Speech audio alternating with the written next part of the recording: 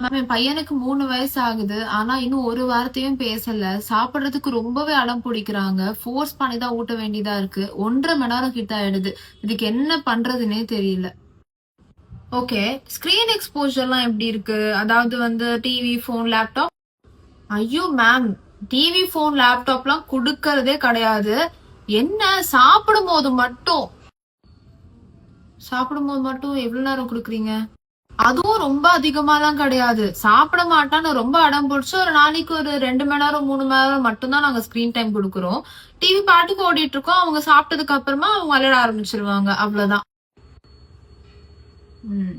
உங்க குழந்தைங்களுக்கு meal time எவ்வளவு இம்பார்ட்டன்ட் அப்படின்றத நான் சொல்றேன். அதுக்கப்புறம் உங்களுக்கு டிவி, போன்ல சாப்பிடும்போது குடுக்கலாமா வேணாமான்றத நீங்களே டிசைட் பண்ணிக்கோங்க. வணக்கம், நான் தர்ஷனா, உங்க speech language pathologist and audiologist. உங்க குழந்தைங்க சாப்பிடும்போது நிறைய விஷயம் கத்துப்பாங்க.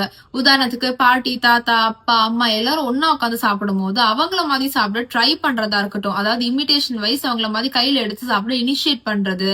அப்புறம் communication skills, one step comment, அம்மாக்கு கொடுங்க, அப்பாக்கு கொடுங்க, எனக்கு போதும், வேண்டாம், லைக்ஸ், டிஸ்லைக்ஸ், இந்த மாதிரி நிறைய கம்யூனிகேஷன் ஸ்கில்ஸ். நீங்க சொன்னீங்களா இந்த ஜஸ்ட் 2 to 3 hours தான் நடக்குது.